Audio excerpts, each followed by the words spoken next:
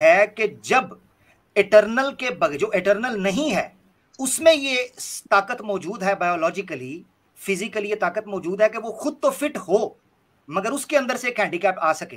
तो that means अल्लाह इससे OLA ताकत रखता है, ज्यादा सुपीरियर है कि वो बिल्कुल परफेक्ट होकर ऐसी चीज पैदा कर दे जिसके अंदर नेगेटिव चीजें भी हो। ये तो आपने मेरी बात का जवाब दे दिया। जबरदस्त। और एक सवाल मेरा ले लीजिए आप जो पूरी एनिमल किंगडम है उसमें आप मसलन किसी एक जानवर को या किसी भी चीज को आप ये कहें कि ये सबसे पहला हैवान है कि जिसके अंदर गोश्त पोस्ट था, इससे पहले गोश्त पोस्ट नहीं हुआ करता था, किसी एक को सबसे पहले को ले लीजिए, और हम खुदा को मानकर चल रहे हैं कि वो खालिक है, उसने उस जानवर की क्रिएशन की है, तो अगर नथिंग से क्रिएट हो ही नहीं सकता तो ये गोश्त पोस्ट कहां से आया? ये तो सिफत है ही नहीं, ना मेरे नजदीक ना आपके नजदीक, ये तो एट्रीब्यूट है ही नहीं। तो सर वो तो ये कहां से आया? वो तो अल्लाह कर सकता है ना, पर कर सकता है ना, तो वो बुराई भी पैदा कर सकता है, यही पॉइंट है। तो अगर वो अगर किसी चीज को पैदा करने के लिए पहले से नमूना या उसका एग्जिस्टेंस होना जरूरी है तो फिर गोश्त पोस्ट भी उसने नहीं क्रिएट किया, लेकिन अगर ये उसने क्रिएट किया है और खालिक है तो फिर वो बहुत सी नेगेटिव सिफात का भी खालिक है। तो जैसा मैं आपका पॉइंट समझा कि अगर अल्लाह पहला है तो उसने गोश्त वोश्त मेरे लॉजिक के हिसाब से क्रिएट नहीं कर पाता वो, लेकिन मैं बोलता हूँ कर पाता। उसका रीज़न ये है क्योंकि जो गोश्त पोस्ट बनाने के लिए जो सेल्स हैं वो अल्लाह के अंडर आते हैं ना। अल्लाह ने तो बिग बैंग कराया ना, अल्लाह ने तो जो कराना था वो कराया। अच्छा, बिग बैंग से पहले सेल्स कहाँ से थे? बिग बैंग सबसे पहला जो सेल है वो कहाँ से आया? सर कैसे बताऊं मैं आपको? नहीं पता ना, आपको यही कहना पड़ेगा कि कोई ना कोई चीज ऐसी थी जो आदम से वजूद में आई, नॉन एग्जिस्टेंस से एग्जिस्टेंस में आई। वो अगर बिग बैंग अगर खुदा ने आप मानकर चल रहे हैं कराया है और उससे पहले कुछ नहीं था, नथिंग एग्जिस्टेड, एकदम अचानक सेल आ गया, वो सेल कहां से आया? आप ऐसे नहीं कह सकते कि उससे पहले नथिंग एग्जिस्टेड। ओके, फिर कैसे कहें? और उस असम्पशन का कोई बेस नहीं है, तो कुछ ना कुछ एग्जिस्ट करता था, ये भी नहीं पता है। अच्छा, तो इसका मतलब ये कि जो आप अभी तक के जो लॉजिक दे रहे थे उस लॉजिक का कोई सेंस इसलिए नहीं बनता कि आपके अभी जो बेसिक्स हैं वही सही नहीं है। आप हमें अब दूसरे टॉपिक के ऊपर लेके जा रहे हैं, क्योंकि आप उस टॉपिक के ऊपर जवाब नहीं दे पा रहे हैं जो आपने रिवील दी है सिफात के एट्रीब्यूट्स के ताल्लुक से। वो मैंने इसलिए डिबंक कर दी है कि मैंने आपसे कहा कि जो फर्स्ट सेल था वो कहां से आया। अब आप ये कहने लगे नहीं पहले कुछ ना कुछ था या नहीं था, आई कैन नॉट से। इसका मतलब आप एथिस्ट नहीं, एग्नोस्टिक हैं?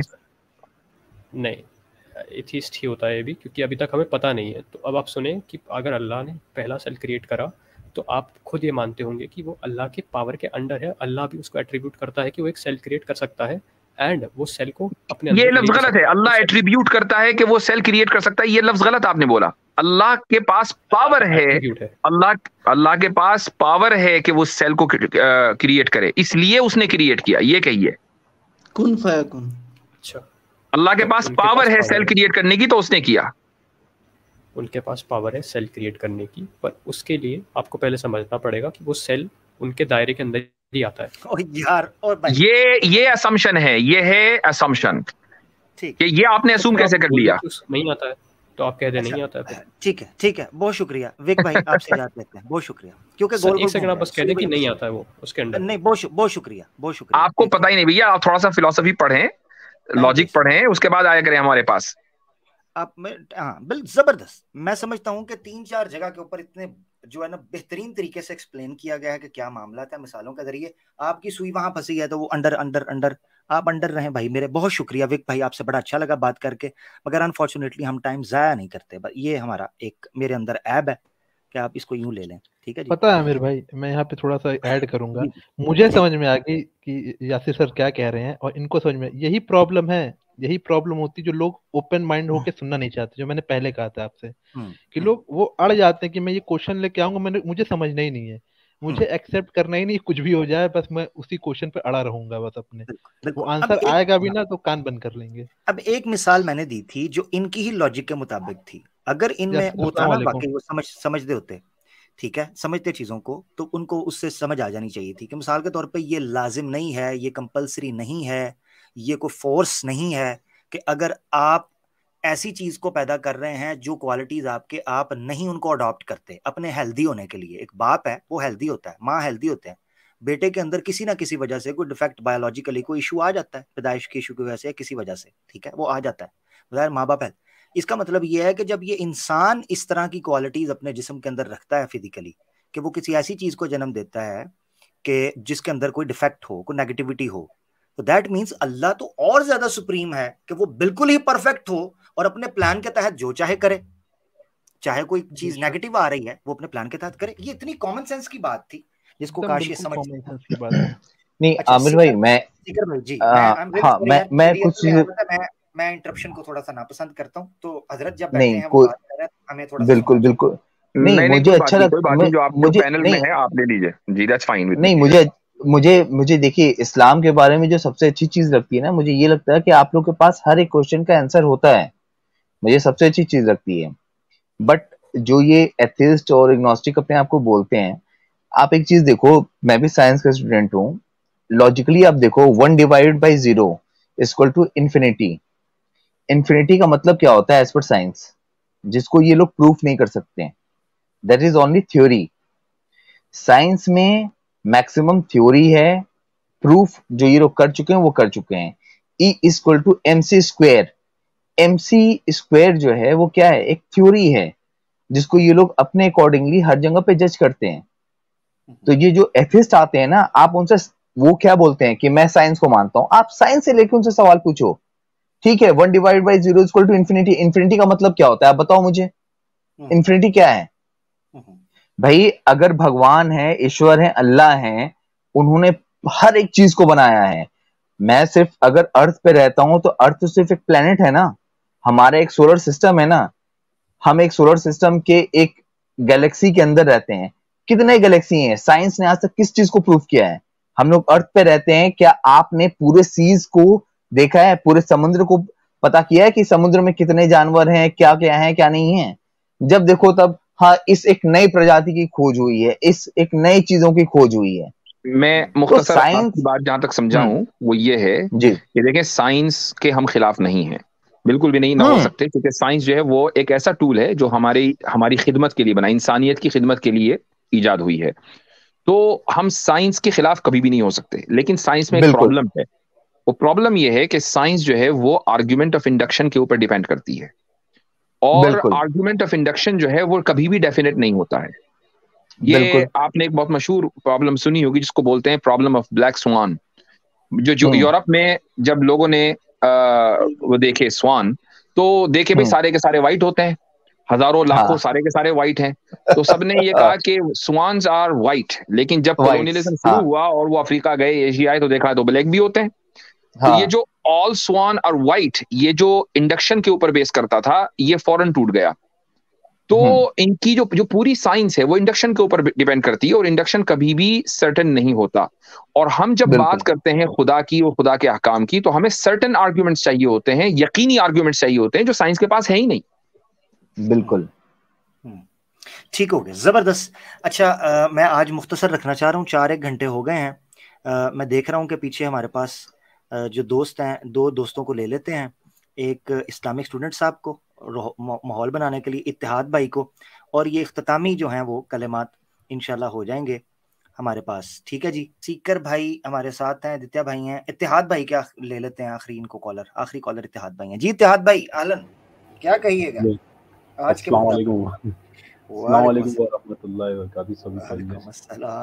जी जनाब। बहुत जबरदस्त आपने खोज निकाला है सब चीज को, और अल्हम्दुलिल्लाह इसका फायदा भी हो रहा है, लोग अब कलमा भी पढ़ रहे हैं सब चीजों को देख के।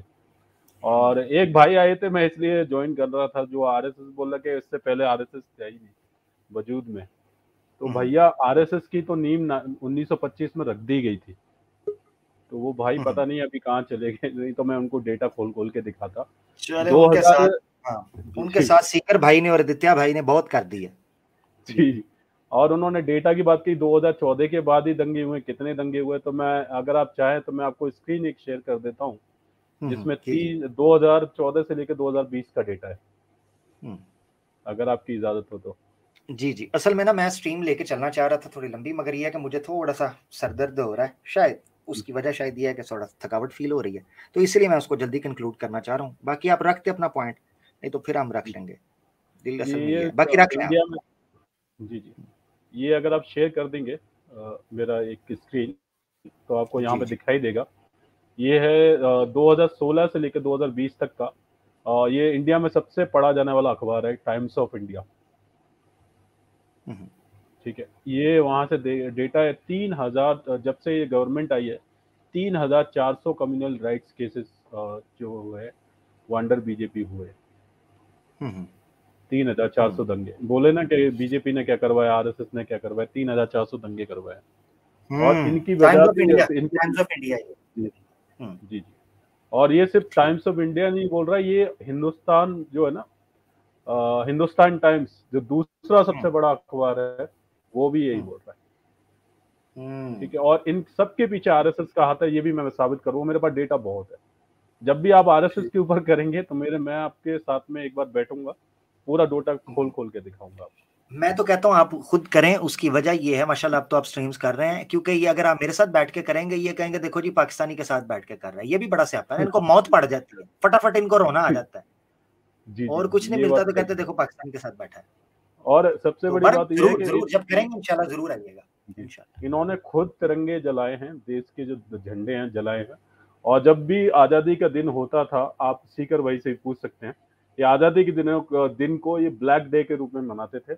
और 54 सालों से ज्यादा इन्होंने अपने नागपुर के जो कार्यालय है उस पर कभी भी तिरंगा नहीं फहराया। तो ये हकीकत है इनकी। तो ये देशभक्त कहाँ से हो गए? जबरदस्त और जबरदस्त। अभी तो ये मुफ्ती साहब नहीं, तो एक और बात मैं आपको बताता हूँ। चलो कोई नहीं, फिर सही, कोई बात नहीं।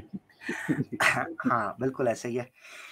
हजरत आज की स्ट्रीम आपने सुनी। इससे पहले कि हम चलें, ये एक सवाल आया है अलीना सिस्टर का, वो कह रही है, उनको ले लेते हैं। मेरा एक क्वेश्चन है, आपने शायद वो मुझसे पूछे, शायद मैंने को बात कर दी थी। आपने कहा था कि जो शख्स अपने रब को ना पहचाने तो वो जानवर जैसा है, यानी शरुल बरिया है। नहीं, जानवर से बदतर है।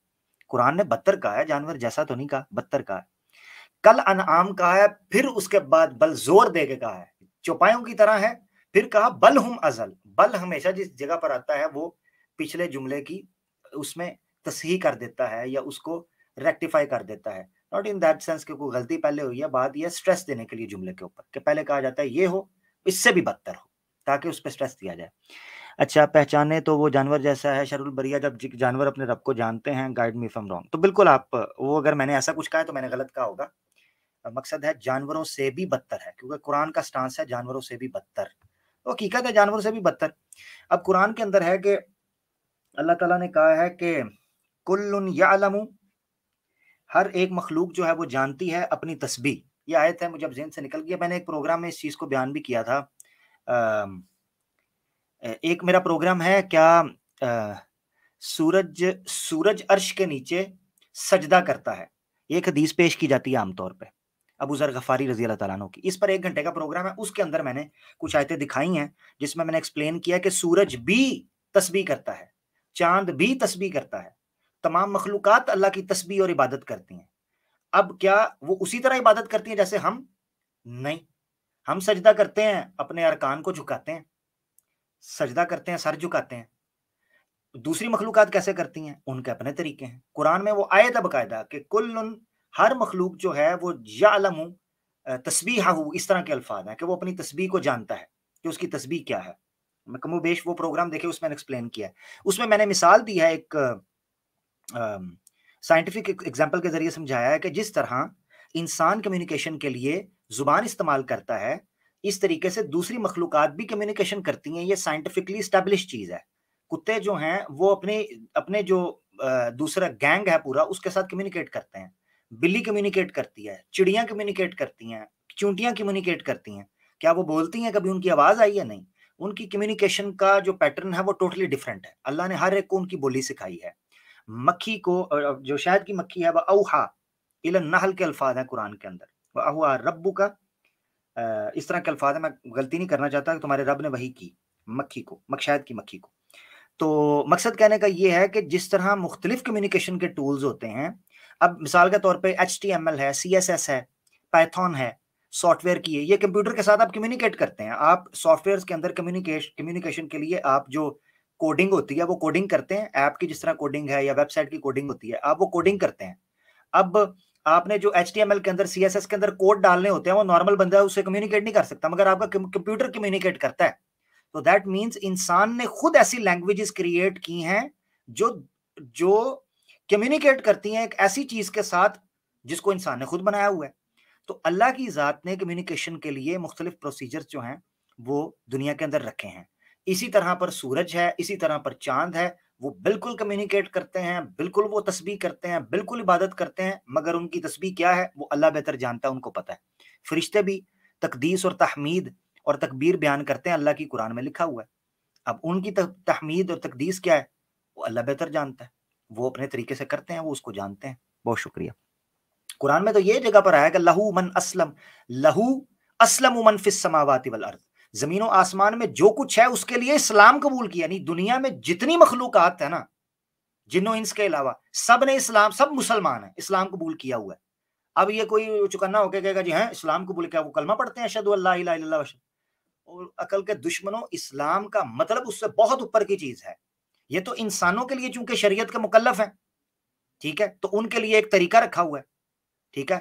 शरअ लकुम मिनद्दीन मा वस्सा बिही नूहन, अल्लाह ने ये शरीयत दी थी, दीन दिया था कि इस तरीके पर हमने चलना है, ठीक है जी। तो दूसरी मखलूकात को उनका तरीकाकार दिया है। तो ये है इस कॉन्सेप्ट को समझने के लिए कि जानवर जो हैं वो किस तरीके से अल्लाह की तस्बीह और तहमीद बयान करते हैं। मैं बगैर किसी ताखीर के हजरत आए, मुझे बहुत अच्छा लगा। प्रोग्राम को मैं लेकर चलना चाह रहा था, इरादा भी था, मगर अचानक जो है वो मुझे ऐसा लग रहा है जैसे सर भारी है, दर्द हो रहा है थोड़ा सा, तो मैं उसका जिक्र भी नहीं करना चाह रहा था। मगर चूंकि मुझे पता है बैक स्टेज पे कुछ दोस्त मौजूद हैं, नॉन मुस्लिम भी नज़र आ रहे हैं, मुस्लिम भी नज़र आ रहे हैं, कुछ दोस्त और भी आना चाह रहे होंगे यकीनन, मगर अफसोस के साथ हम इसको कैरी ऑन नहीं कर सकेंगे। आई होप आपको ये एपिसोड पसंद आई होगी इंशाल्लाह। मैं चतला हूँ बिला किसी ताखीर हजरत की तरफ। सबसे पहले हजरत, अगर आपने जितना भी प्रोग्राम सुना इस टॉपिक के हवाले से, आपको पता है अक्सर ये पूछा करते थे, एतराज़ करते थे कि कुरान ने पता नहीं हमें डिग्रेड कर दिया, हमें गाली निकाल दिया। तो आज मैंने उसको थोड़ा सा एक्सप्लेन करने की, प्रैक्टिकली भी और फिलोसॉफिकली भी उस ग्राउंड को एस्टेब्लिश करने की कोशिश की। आई होप अगर आपने सुना है या इस हवाले से आप कुछ और इजाफा करना चाहते हैं तो जरूर करें, आपके कलेमात से हम इस्तेफादा करेंगे। जज़ाकुमुल्लाह खैरन। नहीं, माशाल्लाह आपकी जो स्ट्रीम्स हैं वो बहुत ही कारगर और बहुत कामयाब जा रही हैं, और उसकी जो दलील है वो कल हमें देखने को, वैसे तो रोजाना ही मिलती है, लेकिन कल देखने को यूं मिली कि जैसे ही हम स्ट्रीम पर आते हैं तो कोई ना कोई आ जाता है शिकायत लेके आपकी। तो आसिम इफ्तिखार साहब के चैनल पर मैं मौजूद था, तो एक साहब वहां आए और आकर ये कहने लगे कि भाई आप लोग जो हैं बड़े कट्टर हैं, और आप लोग जो है वो कट्टरता फैलाते हैं, दूसरों को गालियां देते हैं। मैंने कहा भाई किसने गाली दी है? तो खट से आपका नाम निकला। तो मैंने ये बात कल भी कही कैटेगोरिकली, और आज भी मैं आमिर भाई के सामने ये बात कह रहा हूं कि हमें इन प्रोग्राम्स को, या आमिर भाई को इन प्रोग्राम्स को शुरू करने का कोई शौक नहीं था। हमने और कैसर भाई ने बारहा ये बात कही कि देखो भाई, अगर लड़ाई हमारी और मुर्तद्दों की है तो फिर ये हमारी अपनी लड़ाई है, आप लोग रास्ते से हट जाओ। लेकिन ये लोग बाकायदा खड़े रहे, उनको पैसे देते रहे, उनको उनका मुजरा देखते रहे और उनको प्रमोट करते रहे। तो वो दरअसल उन्होंने इस लड़ाई में अपना हिस्सा डाला है और बाकायदा वो इस लड़ाई में फरीक बनकर सामने आए हैं। तो मैंने उस शख्स से कल भी ये कहा था ऑन रिकॉर्ड, और आज भी कह रहा हूं कि अगर आप इस लड़ाई में बाकी रहेंगे तो हम आपको एक्सपोज करते रहेंगे, और अगर आप ये चाहते हैं कि आप एक्सपोज ना हो, आप ऐलान कर दें कि हम इस मुजरे को, जो एक्स मुस्लिमों ने, मुर्तद्दों ने खोला हुआ है अपने तवाइफों के अड्डे, हम उस पर नहीं जाएंगे। तो ठीक है, मैं आमिर भाई को कह दूंगा कि आमिर भाई, मेरी आपसे दरखास्त होगी कि आप इस मौजू को यहीं बंद कर दें। इंशाल्लाह आमिर भाई बंद कर देंगे। बिल्कुल। क्यों? उसकी वजह यही है कि हमें मालूम है कि जिस आइडियोलॉजी को हम यहाँ एक्सपोज करने के लिए बैठे हैं वो इस लायक भी नहीं है कि उसको एक्सपोज किया जाए। वो ये डिजर्व नहीं करती है कि हमारा एक मिनट भी उसको मिले। उसकी वजह यह है कि वो non sensical, illogical, irrational, inhumane वो एक आइडियोलॉजी है, और ऐसी आइडियोलॉजी को एक मिनट भी नहीं देना चाहिए। लेकिन हम एक मिनट नहीं, कई कई घंटे दे रहे हैं। उसकी वजह यही है कि चूंकि आप हमें मजबूर कर रहे हैं, ये हमारा रिएक्शन है। तो that's all from my side. आपने जबरदस्त टॉपिक का इंतखाब किया है, जज़ाकुमुल्लाह खैरन। जज़ाकल्लाह हजरत। और बिल्कुल मैं आपकी बात में तस्दीक और उसकी तायद करना चाहता हूँ कि बिल्कुल जिस वक्त ये लोग पीछे हटेंगे, मैंने उसका फर्स्ट स्टेप भी इनको इनिशिएट करने का बता दिया है। उसका सिग्नल क्या है, गुड फेथ का सिग्नल क्या है? वो है कि नेशनल टीवी के ऊपर इनको बैन करें कि किसी एक्स मुस्लिम को आप नहीं लेंगे, क्योंकि झूठ बोलते हैं, हेट मॉन्गर्स हैं, ये इस्लाम के खिलाफ प्रोपेगेंडा करते हैं और इंडियन मुस्लिम्स का जीना मुश्किल हो रहा है उससे। आप इनको नेशनल टीवी पर कम से कम साइड पे करें, सोशल मीडिया के ऊपर फिर देखेंगे हमने क्या करना है, इनको नेशनल टीवी से साइड पे करें। तो मैं हजरत की बात की तस्दीक करता हूं, तायीद करता हूं कि इंशाल्लाह अगर ये पीछे हटते हैं, हमें करने की जरूरत ही नहीं है, 3 महीने पीछे चले जाएं, इसका इससे बड़ा सबूत क्या है? 3 महीने पीछे चले जाएं, हमें कोई जरूरत नहीं, हमें मजबूर किया गया, हम वो बात कर रहे हैं, बार बार कह चुके हैं, कौम से खिताब कर दिया है कैसर भाई ने, हजरत ने बार बार ये चीज रख दी है। अब आप लोग भी इस चीज को समझें, बार बार जाने से मसला हल नहीं होगा। असल जो दवा है ना, असल जो नुस्खा है, वो हजरत ने आपको बयान कर दिया है, और ये बड़ी माकूल बात है, बड़ी रीजनेबल डिमांड है। हमने आपसे नहीं कहा कि धर्म छोड़ के इस्लाम कबूल कर लो, हमने ये नहीं कहा कि एक्स मुस्लिम्स के चैनल बंद, हम ये भी नहीं कह रहे कि उनके चैनल बंद करवा दो, हम कह रहे हैं आप लोग अब पार्टी मत बने, क्योंकि अगर आप लोग पार्टी बनेंगे तो जो उससे इफेक्ट आएगा वो आपके ऊपर भी आएगा। सिंपल हमारा मुतालबा ये है। और एक चीज ये भी है कि लोगों को सोचना चाहिए, खुसूसन इस्लामोफोब्स को, इस्लाम हेटर्स को, गैर मुस्लिमों को, कि एक गोल्डन रूल है जो कॉमन सेंसिकल है, और वो ये है कि अल हक़्क़ु हैसु तस्क़ुतु सिहाम, कि अगर कोई दरख्त फलदार है तो लोग फिर उसी दरख्त की तरफ देखते हैं और उसी दरख्त को पत्थर मारे जाते हैं उसका फल तोड़ने के लिए। अब आज के दौर में हो ये रहा है कि हिंदुत्व का निशाना इस्लाम, ओरिएंटलिस्ट का निशाना इस्लाम, मुर्तद्दीन और इस्लामोफोब्स का निशाना इस्लाम, ईसाइयों और यहूदियों का निशाना इस्लाम। हर तरफ से अगर किसी एक चीज को निशाना बनाया जा रहा है तो वो इस्लाम है, और ये खुद इस बात की दलील है कि हक यहीं पर है। अगर हक यहां न होता तो जहां पर होता सब लोग उसी को निशाना बना रहे होते, लेकिन ऐसा नहीं है, और गुज़िश्ता 1400 साल से कंसिस्टेंसी के साथ यही चीज चलती चली आ रही है। तो ये इस बात की दलील है कि अल्लाह ताला ने इसी दीन के अंदर हक को बाकी रखा है, हक को कायम किया है, और यही रहेगा। अगर नहीं रहेगा तो क़यामत कायम हो जाएगी। बेशक जबरदस्त बात की, और मैं समझता हूँ इसमें हिकमत ये है, एक टॉपिक रखा था आसिम भाई ने, अनफॉर्चुनेटली मैं उसमें जुड़ नहीं सका क्योंकि एक जनाजा था, इन्ना लिल्लाहि व इन्ना राजिऊन, उसमें मैं मसरूफ था। तो ये है कि जो आपने बात रखी है ना हजरत के इस्लामोफोबिया का फायदा इस्लाम को हो रहा है, जो कल आसिम भाई ने टॉपिक रखा, बड़ा जबरदस्त, इसमें आप कह रहे हैं कि वहां पर आप थे, तो जी। वो जितना मैं सुन सका तो मुझे वो बात मैंने उसको पिक किया, और जो मैं अभी तक समझा वो ये है कि हजरत हक के हक होने के लिए ये भी होना जरूरी था कि बातिल एक पूरी कुव्वत के साथ इकट्ठे होकर उसके खिलाफ हों, ये होना बिल्कुल आप सही कह रहे हैं, बिल्कुल आप सही कह रहे हैं। हाँ, जी। रोशनी की अहमियत तो उसी वक्त होती है जब बिल्कुल घटाटोप अंधेरा छाया हुआ हो, तो रोशनी की अहमियत बढ़ जाती है। इस वक्त दुनिया के अंदर एक घटाटोप अंधेरा है बातिल का, हर तरफ बातिल ने पैर पसारे हुए हैं, तो हक का जो चिराग हमने जलाया हुआ है, अल्लाह ताला ने हमारे जरिए जलवाया हुआ है इस चिराग को, इसकी बड़ी अहमियत है इस दौर में। और ये इस बात की दलील है कि रोशनी अगर मिलेगी तो इसी चिराग से मिलेगी कि जिस चिराग की लो जो है वो कुरान और सुन्नत से जल रही है। माशाल्लाह, बेशक बेशक। और फिर इस सारे के सारे बातिल निजामों को, तागूती सिस्टम को शिकस्त देकर इस्लाम अपनी पूरी खूबसूरती के साथ जब निखर कर साफ और शफाफ, मुनक्का और मुनज़्ज़ा होकर सामने आएगा, तभी तो फिर पता चलेगा ना कि दीन इलाही है। अल्लाह अकबर। बिल्कुल दीन क़य्यम अपनी बुनियादों पर तभी आएगा जब इनके सरों पर खड़ा होकर वो ऊपर आएगा और इनको पता चलेगा कि निजाम कहते किसे हैं और दीन किसे कहते हैं। अच्छा जी, जबरदस्त हजरत, अल्लाह आपको जज़ाए खैर दे आपकी तरफ से। बारकल्लाह फीकुम, मुझे अब इजाजत दीजिए, बहुत बहुत शुक्रिया, जज़ाकुमुल्लाह। ठीक हजरत, बहुत शुक्रिया, जज़ाकल्लाह, अल्लाह आपको अस्सलाम वालेकुम। हम भी इख्तिताम की तरफ जा रहे हैं। वालेकुम अस्सलाम व रहमतुल्लाहि व बरकात, जज़ाकल्लाहु अहसनल जज़ा।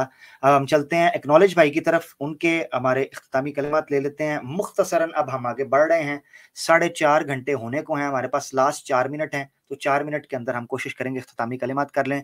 बड़ी मादरत चाहता हूँ दोस्तों से जो समझ रहे थे प्रोग्राम लंबा चलेगा, उनको लूंगा, मेरा भी इरादा यही था, मगर बीच मंझधार में जो है ना इस वक्त हाँ जी मामला चल रहा है। एक्नॉलेज इस्लाम भाई, ओवर टू यू सर, आज का प्रोग्राम शर्रुल बरिया। जी आमिर भाई, बहुत शुक्रिया सबसे पहले कि आपने मुझे प्रोग्राम में थोड़ा सा शिरकत करने का वो है दिया मौका। उसके अलावा अब तो ये क्वेश्चन जो है, जो ये था आपकी स्ट्रीम का एक टॉपिक भी था, ये डन एंड डस्टेड। तो अब मेरे हिसाब से कि हम इनको कभी ये जो है वो क्वेश्चन ना दिमाग में आएगा, बल्कि ये आएगा कि हम सच में क्या वर्स्ट क्रिएचर्स हैं, क्या इतना गंदा हूं मैं वहां? क्या इतना गंदा हूं? तो बस इनको यही आएगा। बाकी जबरदस्त आमिर भाई, वेल डन। बस और मैं कुछ कह ही नहीं सकता, जो कहना था वो सबने कह दिया। जज़ाकल्लाह जज़ाकल्लाह, बहुत शुक्रिया।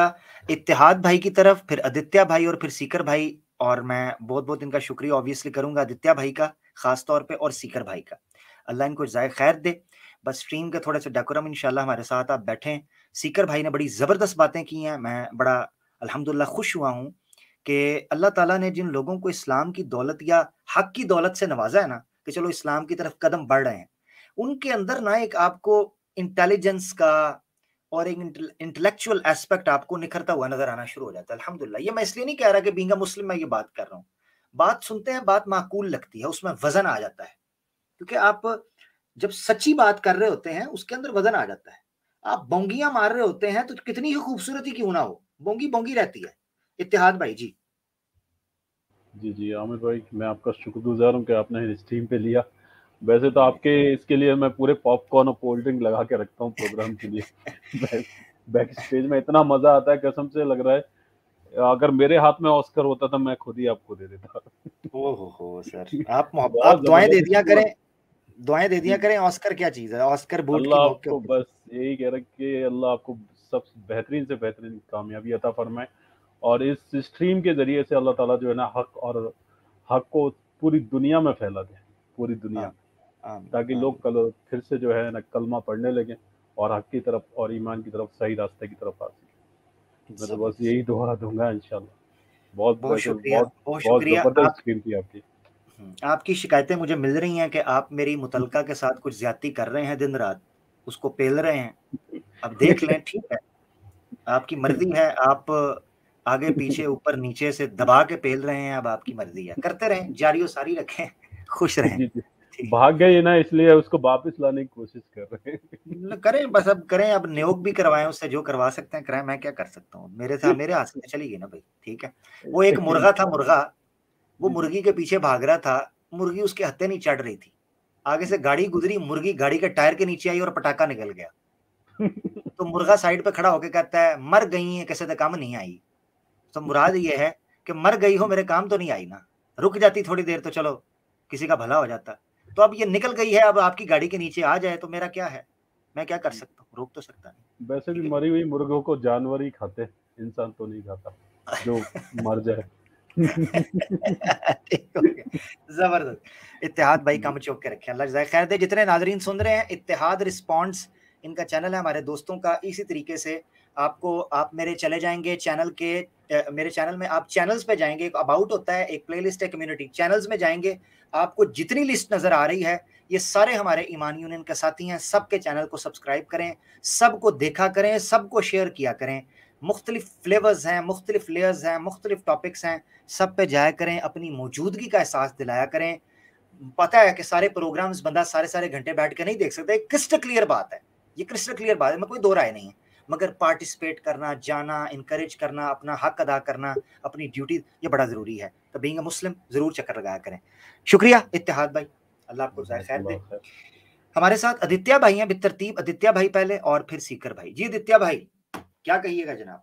जी, मैंने वो बोला ना कि आज आपने जो पोस्टमार्टम किया है ना, तो आज किसी की हिम्मत होगी नहीं आने की, और वही हुआ कि कोई आया नहीं आज। नहीं आया यार, वो आपने जो 6 मारा है ना, वो सीधा स्टेडियम के बाहर गया है। अब ये कोई क्वेश्चन कोई नहीं पूछने वाला ये, क्योंकि आपने जो डिबंक किया है ना, इतना प्रिसाइसली, इतना रिसर्च, वेल रिसर्च, इतना लॉजिकली, हर तरीके से वो तमाचा दिया आपने इनके मुंह पे कि अब ये दोबारा ये क्वेश्चन तो करेंगे नहीं, कोई और लाएंगे नया ढूंढ के, अपने जो उन्होंने पाल रखे हैं नए लोग, एक्स मुस्लिम जो भी है, उनसे ही पूछेंगे, अपने पापा लोगों से।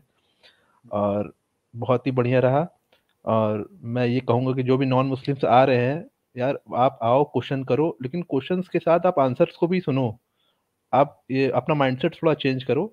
ये माइंडसेट लेके मत आओ कि बस मुझे क्या नाम है अटैकिंग मोड में जाना है। आपको क्या है कि आपको आंसर चाहिए, आप इस इंटेंशन से आओ स्ट्रीम में कि हाँ, मैं कुछ प्रॉब्लम है, मुझे कोई क्वेश्चन है, उसका मुझे आंसर चाहिए, जेन्युइन आंसर चाहिए। बस ये नहीं कि नहीं बस मैं जा रहा हूँ एक अटैकिंग मोड से और मैं अटैकिंग मोड में ही रहूंगा, मुझे कुछ सुनना और समझना नहीं है, ऐसा ना करें।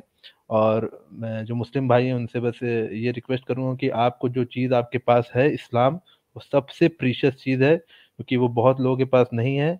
लोग बहुत परेशान है लाइफ में, बहुत उसके लिए मुशक्कत करनी पड़ रही है, बहुत स्ट्रगल करना पड़ रहा है उन चीज़ों को लाइफ में लाने के लिए। और जो आपको सबसे प्रीशियस चीज़ आपकी लाइफ में है वो इस्लाम है, और उसकी कदर करें, उसको अच्छे से फॉलो करें, उसको पढ़ें समझें और लोगों को समझाएं। ये मेरी तरफ से एक कहना चाहूँगा। बहुत बहुत मुखलिस, बहुत सिंसियर एडवाइस आपने की है। अल्लाह इनको नसीहत इनकी आपकी कबूल फरमाए, इसी तरह जारी रहे। Thank you so much Aditya भाई, बहुत शुक्रिया। सीकर भाई आपकी तरफ चलते हैं, आपके इख्तितामी कलमात प्यारे दोस्त, और फिर इजाजत लेते हैं। जी सीकर भाई, सीकर भाई माइक अनम्यूट कर लें, मुझे सुन पा रहे हैं तो आपका माइक म्यूट है। सीकर भाई आपका माइक म्यूट है, गालिबन शायद आप अवे हो गए हैं, या कोई नेट का इशू हो गया है, या शायद आप बिजी हो गए हैं। खैर ले नादरीन, आज के इस प्रोग्राम का इख्तिताम करते हैं। नीचे मैं देख रहा हूं कि कई लोग कह रहे हैं कि शर्रुल बरिया पार्ट 2 आना चाहिए, शर्रुल बरिया पार्ट 2 आना चाहिए। यार आप लोग तो कह रहे होते हो, सनातनियों का नहीं आपको फिक्र होती कि वो इस वक्त क्या सोच रहे होंगे जब आप नीचे लिखते हो ना सनातनी पार्ट, ये अपना शर्रुल बरिया पार्ट 2 आना चाहिए। आपको पता है कि उन लोगों को कितनी किचीचियां चढ़ती होंगी। वो कहते होंगे अल्लाह करे ये कमेंट आमिर को नजर ही ना आए। वो नीचे से कहते होंगे यार किसी तरह इस कमेंट को गायब करो, पार्ट 2 ना कहीं आ जाए। ठीक है, तो इंशाल्लाह अगर मुझे महसूस हुआ कि इसका पार्ट 2 आना चाहिए तो पार्ट 2 आएगा। और बिलीव मी पार्ट 2 को मत याद करो, मत याद करो पार्ट 2 को, क्योंकि उसमें मैं आपको नहीं पता मैं क्या दिखाऊंगा। और आपको पता है मैं मेरे हाथ सेंसर बोर्ड नहीं है, मैंने सेंसर नहीं करना, ठीक है। और मैंने मंदिर के अंदर पंडितों को, योगियों को ऐसी ऐसी चीजें करते हुए दिखाना है ना कि अल अमान वल हफीज। याद रखें कि जवान भी टकरे मारेंगे और आप लोग अपनी नस्लों को बताओगे कि किसी ने स्ट्रीम की थी और फिर सही तरह की थी। उसकी पहुंच आपको, उसकी धमक जो है ना, उसकी शिद्दत और हिद्दत और उसकी तपश आपको बड़ी मुख्तलिफ जगह पर दिखाई देगी, मैं आपको बता दूं। तो ये मैं आपको कह दूं। और आपको ये भी पता है कि आवाज़े हक पे अल्हम्दुलिल्लाह मैं गुनाहगार सा बंदा हूं, तो मैं आपको ये चीज बता दूं कि भाई मैं फिर बातें खुल के करूंगा। ये मैं आपको बता दूं, बातें होंगी फिर खुल के। तो सनातनियों, आज जो एक दो बार दोस्त आए हैं थोड़ा सा कवर करने के लिए, इसके बाद आप लोग ये सवाल क्या, आप लोग स्ट्रीम पे आना छोड़ दोगे, ये मैं आपको बता दूं। ना ना ना अभी वो नहीं करना, फिर अपना एंटरटेनमेंट कैसे होगा। ना ना ना वो नहीं करना, हमारे पॉपकॉर्न बर्बाद मत करिए आप भाई। अच्छा, एक तो स्ट्रीम पे आना, दूसरी बात यह है कि अगर आओगे भी तो फिर गालियां निकालोगे, उसके अलावा आपके पास रह कुछ नहीं जाएगा। तो मैं माजरत चाहता हूं मेरे दोस्तों, ना पुकारो, मैं कहता हूं ना छेड़ मलंगा नू, ਤੁਹਾਡੀ मेहरबानी। हम मलंग लोग हैं। मैंने आपको पहले बताया था, मैं इस हमाम में जब उतरा था मैं नांगा बाबा बन के उतरा था। अब कर लो जो करना है, मैं नांगा बाबा बन के उतरा हूं, ठीक है जी। तो ये याद रखिएगा, बहुत शुक्रिया। अच्छा, हम चलते हैं अपने इख्तिताम की तरफ। आज का प्रोग्राम जनाब आपने उम्मीद है सुना, इसको शेयर करना है।